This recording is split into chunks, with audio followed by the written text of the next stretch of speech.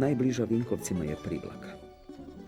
U okolici sadašnjeg naselja, u blizini Bosuta, pronađeni su tragovi života ljudi iz neolita, a na lokalitetu Gole njive ostaci iz avaroslavenskog razdoblja iz 7. i 8. stoljeća. Tragovi ratnih razaranja iz minulog Domovinskog rata vidljivi su diljem Slavonije i zapadnog dijela Srijema. Stradavali su ljudi, naselja, ali i mostovi, poput ovog porušenog mosta na Bosutu kod Privlake.